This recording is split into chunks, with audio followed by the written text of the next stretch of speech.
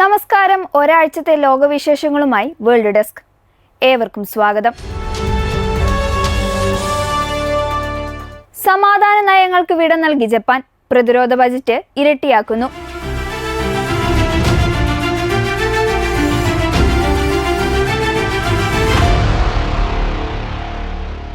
രണ്ടാം ലോക മഹായുദ്ധത്തിനു ശേഷമുള്ള 8 പതിറ്റാണ്ടുകാലത്തെ പൂർണ്ണ സമാധാന അജണ്ടകളിൽ നിന്ന് പിന്മാറി പ്രതിരോധ ശേഷി ശക്തിപ്പെടുത്താൻ ഉറച്ച് ജപ്പാൻ. ചൈനയുടെ ദ്രുതഗതിയിലുള്ള സൈനിക വളർച്ച, റഷ്യയുടെ ഭൗമരാഷ്ട്രീയ നീക്കങ്ങൾ, വടക്കൻ കൊറിയ തുടർച്ചയായി ഉയർത്തുന്ന ആണവ ഭീഷണികൾ എന്നിവ മുന്നിൽ കണ്ടാണ് സുരക്ഷാ നയങ്ങളിൽ ജപ്പാൻ ചരിത്രപരമായ മാറ്റങ്ങൾക്ക് തുടക്കമിടുന്നത്. ഇതുവരെ ആഭ്യന്തര ഉൽപാദനത്തിന്റെ 1% മാത്രം പ്രതിരോധ ആവശ്യങ്ങൾക്കായി മാറ്റിവെച്ചിരുന്ന ജപ്പാൻ അത് 2% ഉയർത്താൻ തീരുമാനിച്ചു. 2027ഓടെ ഇത് പൂർണ്ണമായി നടപ്പിലാക്കുന്നതോടെ ലോകത്തെ ഏറ്റവും കൂടുതൽ പ്രതിരോധ ചെലവഴിക്കുന്ന 3ാമത്തെ രാജ്യമായി ജപ്പാൻ മാറും. 2026 സാമ്പത്തിക വർഷത്തേക്ക് മാത്രം ഏകദേശം $58 ബില്യൺ റെക്കോർഡ് ബജറ്റാണ് മാറ്റിവെച്ചിരുന്നത്. ശത്രു രാജ്യത്തിലെ സൈനിക താവളങ്ങൾക്ക് നേരിട്ട് ആക്രമണം നടത്താൻ ശേഷിയുള്ള കൗണ്ടർ സ്ട്രൈക്ക് ദീർഘദൂര മിസൈലുകൾ സ്വന്തമാക്കാനുള്ള നീക്കത്തിലാണ് ജപ്പാൻ. മാരകായുധങ്ങൾ കയറ്റുമതി ചെയ്യുന്നതിന് ഏർപ്പെടുത്തിയിരുന്ന 80 വർഷത്തെ നിരോധനം ഒഴിവാക്കി. ഇതിലൂടെ ഇന്ത്യ ഉൾപ്പെടെയുള്ള 17 സൗഹൃദ രാജ്യങ്ങൾക്ക് ആയുധങ്ങൾ കൈമാറാൻ വഴിയൊരുങ്ങും. വിവരശേഖരണവും നിരീക്ഷണവും കൂടുതൽ ശക്തമാക്കാൻ അമേരിക്കയുടെ CIA മാതൃകയിൽ പുതിയ കേന്ദ്രീകൃത ഇന്റലിജൻസ് ഏജൻസി രൂപീകരിക്കാൻ പ്രധാനമന്ത്രി സാനെ തകായിച്ചിയുടെ നേതൃത്വത്തിലുള്ള സർക്കാർ തീരുമാനിച്ചിട്ടുണ്ട്. മേഖലയിൽ മറ്റൊരു ശക്തമായ സൈനിക ശക്തി ഉയർന്നുവരുന്നത് ചൈന കടുത്ത ആശങ്കയോടെയാണ് നോക്കിക്കാണുന്നത്. ജപ്പാന്റെ ഈ സൈനിക നവീകരണം ഏഷ്യ പസഫിക് മേഖലയിലെ സമാധാനം തകർക്കുമെന്നും രണ്ടാം ലോക മഹായുദ്ധ യുദ്ധകാലത്തെ അധിനിവേശ ഓർമ്മകളെ വീണ്ടും ഉണർത്തുമെന്നും ബീജിംഗ് കുറ്റപ്പെടുത്തി. ജപ്പാൻ അമേരിക്കയുടെ താൽപര്യങ്ങൾക്കനുസരിച്ചാണ് പ്രവർത്തിക്കുന്നതെന്നും ചൈന ആരോപിക്കുന്നു. എന്നാൽ നിലവിലെ മാറുന്ന ആഗോള സുരക്ഷാ സാഹചര്യത്തിൽ രാജ്യത്തിന്റെ പരമാധികാരവും പ്രാദേശിക സ്ഥിരതയും ഉറപ്പാക്കാൻ സൈനിക ശേഷി വർദ്ധിപ്പിക്കേണ്ടത് അനിവാര്യമാണെന്നാണ് ജപ്പാന്റെ നിലപാട്. ലോകത്ത് ആണവ ആക്രമണത്തിനിരയായ ഏക രാജ്യമെന്ന നിലയിൽ ആണവായുധങ്ങളോട് കടുത്ത വിയോജിപ്പ് പുലർത്തിയിരുന്ന രാജ്യമാണ് ജപ്പാൻ. എന്നാൽ പുതിയ ഭീഷണികളുടെ പശ്ചാത്തലത്തിൽ ആണവായുധങ്ങളുടെ പങ്കിനെക്കുറിച്ച് പുനരാലോചന നടത്തുമെന്ന വാദം ഭരണതലത്തിൽ ഉയരുന്നുണ്ട്. ഹിരോഷിമ നാഗസാക്കി ദുരന്തങ്ങൾക്ക് ശേഷം സ്വീകരിച്ച ഈ ദീർഘകാല നയത്തിൽ മാറ്റം വരുമോ എന്ന് ലോകരാഷ്ട്രങ്ങൾ ഉറ്റുനോക്കുകയാണ്. എങ്കിലും രാജ്യത്തെ 75% ജനങ്ങളും ഇപ്പോഴത്തെ ആണവായുധ നിർമ്മാണത്തിനെതിരായ ശക്തമായ നിലപാടിൽ തന്നെയാണ് ഉറച്ചു നിൽക്കുന്നത്. അന്താരാഷ്ട്ര വിദ്യാർത്ഥികൾക്ക് കടുത്ത മുന്നറിയിപ്പുമായി കാനഡ ഇമിഗ്രേഷൻ ഏജൻസി.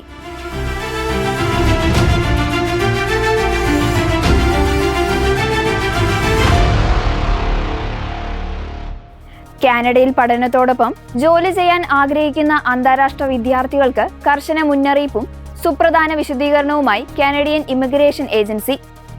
ഇന്ത്യൻ വിദ്യാർത്ഥികളുടെ വർക്ക് പെർമിറ്റ് അപേക്ഷകൾ വൻതോതിൽ തള്ളപ്പെട്ടതിനെ തുടർന്ന് വിദ്യാർത്ഥി പ്രതിഷേധം ശക്തമായ പശ്ചാത്തലത്തിലാണ് ഈ പുതിയ വിശദീകരണം.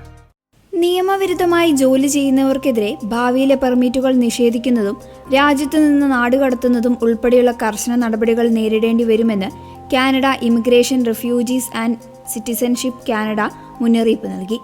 സോഷ്യൽ മീഡിയ പ്ലാറ്റ്ഫോമായ എക്സിലൂടെയാണ് IRCC തങ്ങളുടെ നയം വ്യക്തമാക്കിയത്. സ്റ്റഡി പെർമിറ്റിലെ നിബന്ധനകൾ അനുവദിക്കുന്നുണ്ടെങ്കിൽ മാത്രമേ അന്താരാഷ്ട്ര വിദ്യാർത്ഥികൾക്ക് കാനഡയിൽ ജോലി ചെയ്യാൻ അനുവാദമുള്ളൂ. ക്യാമ്പസിന് പുറത്ത് ജോലി ചെയ്യാൻ യോഗ്യതയുള്ള വിദ്യാർത്ഥികൾക്ക് ക്ലാസുകൾ നടക്കുന്ന സമയങ്ങളിൽ ആഴ്ചയിൽ പരമാവധി 24 മണിക്കൂർ മാത്രമേ ജോലി ചെയ്യാൻ അനുവാദമുള്ളൂ.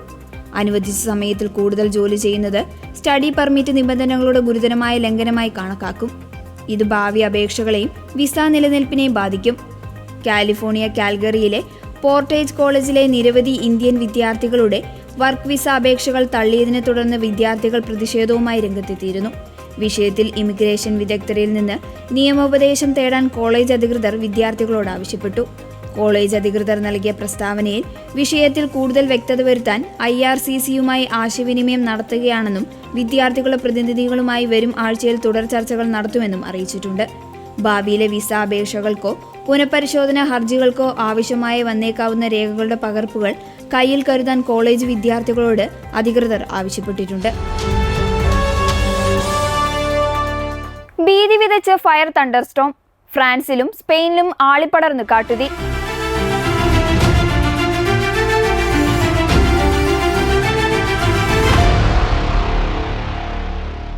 അത്യുഷ്ണ ദുരന്തത്തിന് പിന്നാലെ ഫ്രാൻസിലും സ്പെയിനിലും നിയന്ത്രണാതീതമായി പടർന്നുപിടിക്കുന്ന കാട്ടുതീ വൻ നാശനഷ്ടം വിതയ്ക്കുന്നു.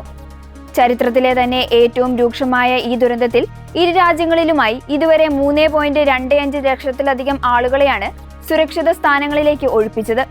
3 പേർക്ക് ജീവൻ നഷ്ടപ്പെടുകയും ഫ്രാൻസിൽ 84 അഗ്നിരക്ഷാ സേനാംഗങ്ങൾക്ക് പൊള്ളലേൽക്കുകയും ചെയ്തിട്ടുണ്ട്.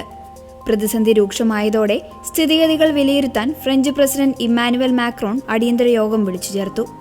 പ്രകൃതി ദുരന്തത്തിൽ ദുരിതമനുഭവിക്കുന്നവർക്കായി ലിയോ 14 മാർപ്പാപ്പ ഞായറാഴ്ചത്തെ ജീവിബലിയിൽ പ്രത്യേക പ്രാർത്ഥന നടത്തി. ഫ്രാൻസിലെ പ്രധാന വൈൻ ഉൽപാദന മേഖലയായ ജിയോറോണ്ടിൽ കഠിനമായ ചൂടും വരണ്ട കാറ്റും ഇടിമിന്നലും ചേർന്ന് ഫയർ തണ്ടർസ്റ്റോം എന്ന അപൂർവ പ്രതിഭാസത്തിന് കാരണമായി.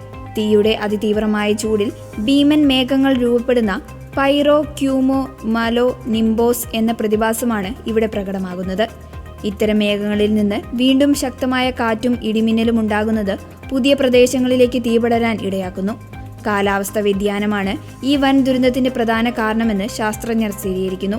ഫ്രാൻസിലെ പ്രധാന നഗരമായ ബോർഡോയ്ക്ക് 15 കിലോമീറ്റർ മാത്രം അകലെ വരെ തീ എത്തിക്കഴിഞ്ഞു. ജിറോണ്ട് മേഖലയിൽ മാത്രം 77,000 ഹെക്ടറിലാണ് തീ പടരുന്നത്. തീയണയ്ക്കാനായി 2,500 അഗ്നിരക്ഷാ സേനാംഗങ്ങളും 1,500 സൈനികരും 1,200 പോലീസുകാരും വിമാനങ്ങൾ ഉപയോഗിച്ച് പരിശ്രമിക്കുന്നുണ്ട്. പ്രദേശത്ത് ചെറിയ മഴ ലഭിച്ചത് ആശ്വാസമായെങ്കിലും പുതിയ ഉഷ്ണതരംഗം പ്രതീക്ഷിക്കുന്നതിനാൽ തീ പൂർണ്ണമായി അണയ്ക്കാൻ ആഴ്ചകളെടുക്കും. ഫ്രാൻസിൽ ഈ കൊല്ലം ഇതുവരെ 98,000 ഹെക്ടർ വനഭൂമിയും 240 വീടുകളും കത്തിനശിച്ചു. 2.5 ലക്ഷം പേരെയാണ് ഇവിടെ നിന്നും ഒഴിപ്പിച്ചത്. അതേസമയം മധ്യ സ്പെയിനിലെ മാഡ്രിഡ്, അവില, വിലൻസിയ തുടങ്ങിയ നഗരങ്ങളെയാണ് കാട്ടുതീ രൂക്ഷമായി ബാധിച്ചിരിക്കുന്നത്. 76,000 പേരെ ഇതുവരെ സുരക്ഷിത കേന്ദ്രങ്ങളിലേക്ക് മാറ്റി. ഈ വർഷം ഇതുവരെ സ്പെയിനിൽ 1.3 ലക്ഷം ഹെക്ടർ വനഭൂമിയാണ് എരിഞ്ഞടങ്ങിയത്. യുഎസിൽ ഫുഡ് ഫെസ്റ്റിവലിനിടെ വെടിവെപ്പ്, 2 പേർ കൊല്ലപ്പെട്ടു.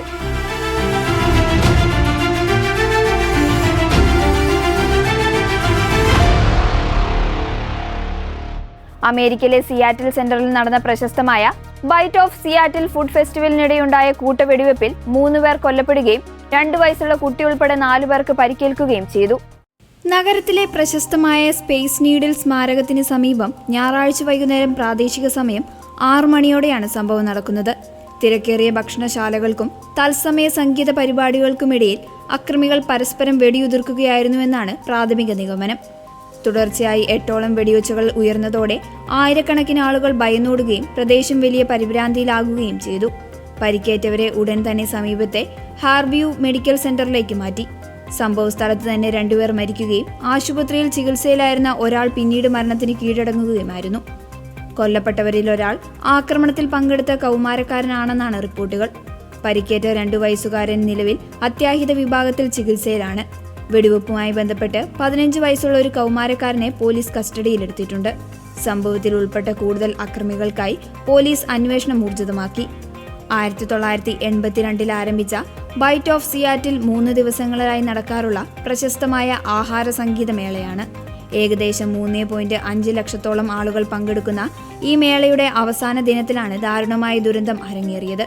സിയാറ്റിൽ മേയറും വാഷിംഗ്ടൺ ഗവർണറും സംഭവത്തിൽ കടുത്ത ദുഃഖവും പ്രതിഷേധവും രേഖപ്പെടുത്തി. എയ്ഡ്സ് പ്രതിരോധ ഫണ്ടിൽ 18% ഇടിവ്. ലോകം വീണ്ടും മാരകമായ HIV ഭീഷണിയിലേക്ക് എന്ന് UN മുന്നറിയിപ്പ്.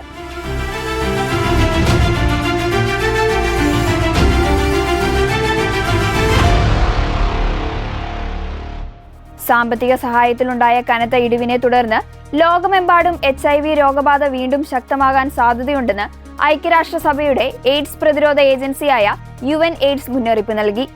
ബ്രസീലിൽ ആരംഭിച്ച അന്താരാഷ്ട്ര എയ്ഡ്സ് സമ്മേളനത്തിൽ പുറത്തുവിട്ട 60 പേജുള്ള റിപ്പോർട്ടിലാണ് ഏജൻസി ആശങ്ക രേഖപ്പെടുത്തിയത്. കഴിഞ്ഞ വർഷം ആഗോളതലത്തിൽ ലഭിച്ച അന്താരാഷ്ട്ര ധനസഹായത്തിൽ 18% കുറവാണ് രേഖപ്പെടുത്തിയത്. ലഭ്യമായ തുക $7.3 ബില്യൺ താഴ്ന്നു. കഴിഞ്ഞ 2 പതിറ്റാണ്ടിലെ ഏറ്റവും കുറഞ്ഞ തുകയാണിത്. അന്താരാഷ്ട്ര HIV ഫണ്ടിന്റെ 75% നൽകിയിരുന്ന അമേരിക്കൻ ഭരണകൂടം പ്രസിഡന്റ് ഡൊണാൾഡ് ട്രംപ് അധികാരത്തിൽ തിരിച്ചെത്തിയതോടെ ധനസഹായത്തിൽ താൽക്കാലിക വിലക്ക് ഏർപ്പെടുത്തുകയും പിന്നീട് പ്രതിരോധ പ്രവർത്തനങ്ങൾക്കായുള്ള തുക വെട്ടിക്കുറയ്ക്കുകയും ചെയ്തിരുന്നു. ഇതാണ് ആഗോള ഫണ്ടിങ്ങിനെ വലിയ രീതിയിൽ ബാധിച്ചത്. ചില രാജ്യങ്ങൾ തദ്ദേശീയമായി കൂടുതൽ തുക വകയിരുത്തി പ്രതിസന്ധി പരിഹരിക്കാൻ ശ്രമിച്ചെങ്കിലും ആകെ വിഭാഗങ്ങളിൽ 6% കുറവുണ്ടായി. 2030 എയ്ഡ്സ് പൂർണ്ണമായും നിർമ്മാർജ്ജനം ചെയ്യുക എന്ന ആഗോള ലക്ഷ്യം നിലവിൽ താളം തെറ്റിയ അവസ്ഥയിലാണ്. കഴിഞ്ഞ വർഷം മാത്രം 1.2 മില്യൺ ആളുകൾക്കാണ് പുതുതായി HIV ബാധിച്ചത്. പുതിയ രോഗബാധയുടെ പകുതിയോളം റിപ്പോർട്ട് ചെയ്യുന്ന സബ് സഹറാൻ ആഫ്രിക്കയിലാണ് സ്ഥിതി ഏറ്റവും രൂക്ഷം. ക്യാമറൂൺ, നൈജീരിയ, സാംബിയ തുടങ്ങിയ രാജ്യങ്ങളിൽ മുൻകൂട്ടി കഴിക്കുന്ന പ്രതിരോധ മരുന്നുകൾ സ്വീകരിക്കുന്നവരുടെ എണ്ണത്തിൽ 50% കുറവുണ്ടായി. കഴിഞ്ഞ 3 പതിറ്റാണ്ടുകളായി HIV പ്രതിരോധ രംഗത്തുണ്ടാക്കിയ വലിയ നേട്ടങ്ങളെല്ലാം തകിടം മറിക്കാൻ നിലവിലെ സാമ്പത്തിക പ്രതിസന്ധി കാരണമാകുമെന്നും ലോകരാജ്യങ്ങൾ ഉടൻ ഒന്നിച്ചില്ലെങ്കിൽ സ്ഥിതി കൂടുതൽ വഷളാകുമെന്നും റിപ്പോർട്ട് വ്യക്തമാക്കുന്നു. ട്രംപിന്റെ ഭരണം തീരും വരെ യുക്രൈനുള്ള സൈനിക സഹായം നീളും. പെന്റഗന്റെ നീക്കത്തിൽ US കോൺഗ്രസിന് കടുത്ത അമർഷം.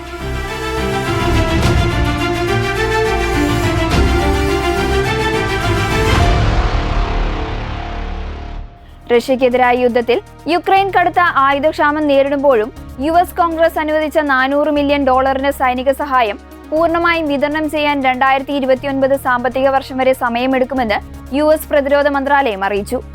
ട്രംപ് ഭരണകൂടത്തിന്റെ രണ്ടാം ഊഴം അവസാനിക്കുന്ന 2029 ജനുവരി വരെയാണെങ്കിലും ഈ സാമ്പത്തിക സഹായ വിതരണം നീണ്ടുപോകുമെന്ന പെന്റഗന്റെ സമയരേഖയ്ക്കെതിരെ US കോൺഗ്രസിലെ ജനപ്രതിനിധികൾക്കിടയിൽ കടുത്ത അമർഷം പുകയുകയാണ്. Ukraine president Volodymyr Zelensky white ഹൌസിൽ US പ്രസിഡന്റ് ഡൊണാൾഡ് ട്രംപുമായി കൂടിക്കാഴ്ച നടത്തുന്നതിന് തൊട്ടുമുമ്പാണ് ഇത് നിർണായക വിവരങ്ങൾ അടങ്ങിയ കത്തിന്റെ വിവരങ്ങൾ പുറത്തുവന്നത്. കഴിഞ്ഞ വർഷം കോൺഗ്രസ് അംഗീകരിച്ച $400 മില്യൺ ധനസഹായം ഇതുവരെ യുക്രൈന് കരാർ അടിസ്ഥാനത്തിൽ പോലും കൈമാറിയിട്ടില്ല. പോരാട്ടം രൂക്ഷമായി തുടരുമ്പോൾ പ്രതിരോധ വകുപ്പ് ഇത്രയും സാവധാനത്തിൽ നടപടികൾ സ്വീകരിക്കുന്നതിനെ ഡെമോക്രാറ്റുകളും ചില റിപ്പബ്ലിക്കൻ പ്രതിനിധികളും രൂക്ഷമായി വിമർശിച്ചു. വ്യോമ പ്രതിരോധ സംവിധാനങ്ങളും ഡ്രോൺ നിർമ്മാണ കരാറുകളും വേഗത്തിലാക്കണമെന്ന അഭ്യർത്ഥനയുമായാണ് സെലൻസ്കി വാഷിംഗ്ടണിലെത്തിയിരിക്കുന്നത്. ട്രംപുമായുള്ള കൂടിക്കാഴ്ചയ്ക്ക് ശേഷം അദ്ദേഹം 100 US സെനറ്റർമാരായും കൂടിക്കാഴ്ച നടത്തും. ട്രംപ് അടുത്തിടെ പാട്രിയോട്ട് മിസൈലുകൾ നിർമ്മിക്കാൻ യുക്രൈൻ അനുമതി നൽകുന്ന നിർദ്ദേശത്തിൽ ഒപ്പുവെച്ചിരുന്നുവെങ്കിലും കോൺഗ്രസ് പാസാക്കിയ ഫണ്ട് വിതരണം വൈകിപ്പിക്കുന്നത് യുക്രൈന്റെ പ്രതിരോധത്തെ ദോഷകരമായി ബാധിക്കുമെന്ന് നിയമനിർമ്മാതാക്കൾ ചൂണ്ടിക്കാണിക്കുന്നു. കമാൻഡറുടെ നിർണായക ഉപദേശം ഇറാനെതിരായ ആക്രമണം നിർത്തിവെക്കാൻ US ഉത്തരവ്.